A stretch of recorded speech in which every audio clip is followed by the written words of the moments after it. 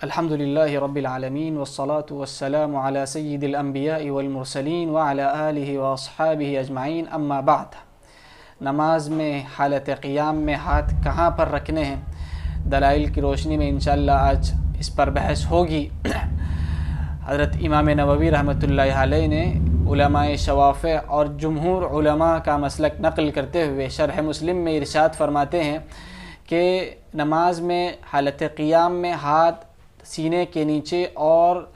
ناف کے اوپر رکھا جائے گا، اور اس کی دلیل یہ پیش کرتے ہیں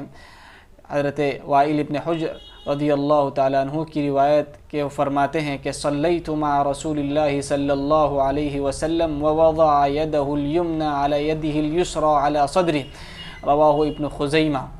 فرماتے ہیں رسول اللہ صلی اللہ علیہ وسلم کے ساتھ میں نے نماز پڑھی تو رسول اللہ صلی اللہ علیہ وسلم نے اپنا دایاں ہاتھ بائیں ہاتھ پر سینے پر رکھا۔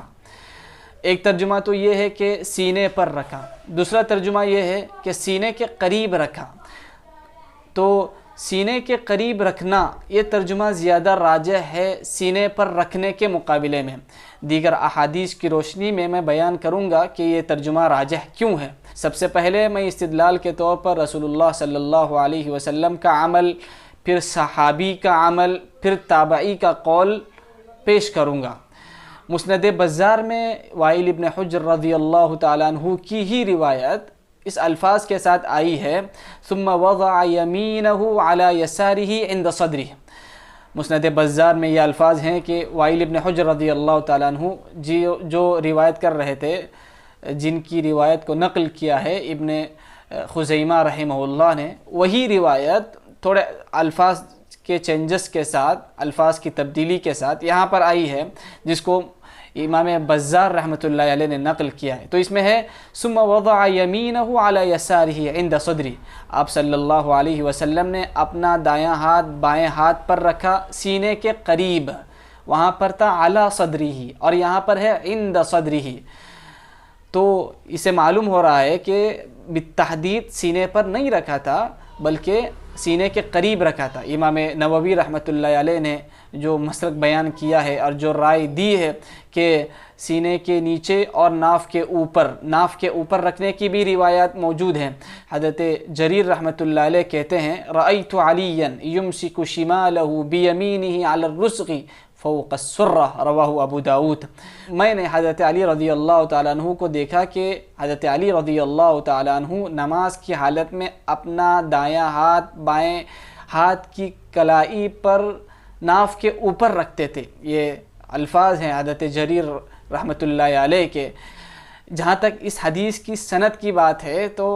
تحفۃ الاحوذی کے مصنف علامہ مبارک پوری رحمۃ اللہ علیہ وہ کہتے ہیں جلد نمبر 1 صفحہ نمبر 540 میں لکھتے ہیں کہ اس حدیث کی سند صحیح ہے، اسنادہ صحیح۔ اس روایت سے معلوم ہو رہا ہے کہ رسول اللہ صلی اللہ علیہ وسلم کا عمل بالتحدید سینے پر رکھنے کا نہیں تھا بلکہ فوق السرہ اور تحت الصدر تھا، سینے کے قریب یا سینے کے نیچے رکھنے کا عمل تھا۔ اس لیے حضرت علی رضی اللہ تعالیٰ عنہ فوق السرہ رکھتے تھے، بالتحدید سینے پر نہیں رکھتے تھے۔ ایک اور روایت ہے ابو داود رحمۃ اللہ علیہ اس کو نقل کرتے ہیں وروی عن سعید ابن جبیر فوق السرہ، یہ تابعی سعید ابن جبیر رحمۃ اللہ علیہ جو حضرت عائشہ رضی اللہ تعالیٰ عنہ، حضرت ابن عمر، حضرت عبداللہ ابن عباس رضی اللہ تعالیٰ عنہما اور ان کے علاوہ دیگر صحابہ اکرام کے شاگرد براہ راست رہے ہیں، ان کی ایک روایت بیان کی گئی ہے قال ابو داود وروی عن سعید ابن جبیر فوق السرہ۔ یہ روایت ابو داود رحمۃ اللہ علیہ نے تعلیقاً نقل کی ہے۔ اس کے علاوہ عون المعبود کے مصنف نے کہا ہے کہ امام بیہقی رحمۃ اللہ علیہ نے اس حدیث کو نقل کیا ہے اور یہ حدیث اس طرح ہے قال حدثنا ابو زكريا بن اسحاق قال انبأنا الحسن بن يعقوب قال حدثنا يحيى بن ابي طالب قال انبأنا زيد قال حدثنا سفيان عن ابن جريج عن الزبير قال امرني عطاء ان اسأل سعيد بن جبير اين تكون اليدان في الصلاة فوق السرة او اسفل من السرة فسألته فقال سعيد فوق السرة فرماتے ہیں حضرت زبیر رحمۃ اللہ علیہ کہ حضرت عطا نے مجھے یہ حکم دیا کہ سعید ابن جبیر جو بڑے تابعی ہیں ان سے میں پوچھوں کہ نماز کی حالت میں ہاتھ کہاں پر رکھے جائیں، فوق السرہ یعنی ناف کے اوپر رکھے جائیں یا ناف کے نیچے رکھے جائیں، او اسفل من السرہ۔ تو حضرت زبیر فرماتے ہیں کہ میں نے پوچھا حضرت سعید ابن جبیر سے، تو حضرت سعید ابن جبیر رحمۃ اللہ علیہ فرماتے ہیں کہ نماز میں حالت قیام میں ہاتھ فوق السرہ یعنی ناف کے اوپر رکھے جائیں۔ یہاں پر بھی حضرت سعید ابن جبیر رحمۃ اللہ علیہ نے یہ بالتحدید نہیں کہا کہ سینے پر رکھے جائیں جس طرح وائل ابن حجر رضی اللہ تعالیٰ عنہ کی روایت میں منقول تھا۔ یہاں پر اس سے معلوم ہو رہا ہے کہ بالتحدید رسول اللہ صلی اللہ علیہ وسلم سینے پر ہاتھ نہیں رکھتے تھے بلکہ اس کے نیچے رکھتے تھے، جس طرح امام نووی رحمۃ اللہ علیہ نے صحیح مسلک بیان کیا ہے کہ فوق السرہ اور تحت الصدر رکھا جائے، جو کہ جمہور علماء کا مسلک ہے۔ اس سند میں جو میں نے بیان کیا ہے سعید ابن جبیر کی روایت، اس سند میں یحییٰ بن ابی طالب ہیں جو متکلم فی ہیں۔ بعض لوگوں نے اس راوی کی وجہ سے بعض لوگوں نے اس سند پر کلام کیا ہے، لیکن صحیح بات یہ ہے کہ یہ ثقہ ہیں، کیونکہ امام ابو حاتم رازی نے اور ابن حبان بستی امام دارقطنی نے امام ذہبی نے ان کو ثقہ کہا ہے، اور ان کا ثقہ ہونا ہی زیادہ راجح ہے۔ تو ان احادیث سے معلوم ہوتا ہے کہ رسول اللہ صلی اللہ علیہ وسلم بالتحدید سینے پر ہاتھ نہیں رکھتے تھے بلکہ قریب قریب ہاتھ رکھتے تھے، سینے کے قریب قریب۔ جہاں تک اعلی صدر کی بات ہے تو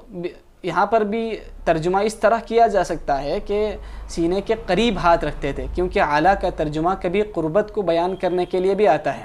سورۃ الطٰہٰ میں اللہ تعالیٰ ارشاد فرماتے ہیں حضرت موسیٰ علیہ السلام کے واقعے کو ذکر کرتے ہوئے، انی آنست نارا لعلی آتیکم منہا بقبس او اجد علی النار ہدا۔ حضرت موسیٰ علیہ السلام اپنی بیوی سے فرماتے ہیں کہ تم یہاں رکے رہو، انی آنست نارا مجھے وہاں پر آگ محسوس ہو رہی ہے، لعلی آتیکم منہا بقبس شاید کہ میں تمہارے پاس وہاں کا اس آگ کا کوئی انگارہ لے کر آؤں، او اجد علی النار ہدا اگر میں آگ کا انگارہ نہ بھی لا سکوں تو میں آگ کے پاس جا کر آگ کے قریب جا کر میں کچھ راستے کے متعلق رہنمائی حاصل کر سکتا ہوں۔ او اجد علی النار ہدا، یہاں پر جو علی آیا ہے یہ علی قربت پر دلالت کرتا ہے، تو اس سے معلوم ہوتا ہے کہ علی کا معنی صرف پر کے لیے نہیں آتا بلکہ اس کے مختلف معنی ہوتے ہیں، محل اور سیاق اور سباق کے ذریعے سے اس کا ترجمہ کیا جاتا ہے۔ دیگر احادیث کی روشنی میں اگر دیکھا جائے تو یہاں پر اعلیٰ کا جو معنی آیا ہے وہ قربت پر زیادہ دلالت کرتا ہے، نہ کہ بالتحدید سینے پر رکھنے کے۔ تو رسول اللہ صلی اللہ علیہ وسلم سے ہاتھ رکھنا ثابت ہے فوق السرہ اور تحت الصدر، جس طرح روایات کی روشنی میں نے بیان کیا۔ اس کے علاوہ تحت السرہ ناف کے نیچے رکھنا، اس کے متعلق بھی احادیث آئی ہیں لیکن وہ ساری احادیث کمزور ہیں، ضعیف ہیں، لہذا جو صحیح احادیث پائی جاتی ہیں وہ فوق السرہ اور تحت الصدر یعنی ناف کے اوپر رکھنے کی اور سینے کے قریب رکھنے کے متعلق ہیں۔ تو یہ صحیح طریقہ تھا نماز میں حالت قیام میں ہاتھ باندھنے کا۔ اللہ تعالی ہم سب کو صحیح معنی میں صحیح طور پر رسول اللہ صلی اللہ علیہ وسلم کی اتباع کرتے ہوئے نماز ادا کرنے کی توفیق نصیب فرمائے۔ اللہ تعالی ہم کو سنت کا متبع بنائے۔ وصلی اللہ علی محمد وعلی آلہ وصحبہ اجمعین والحمد للہ رب العالمین۔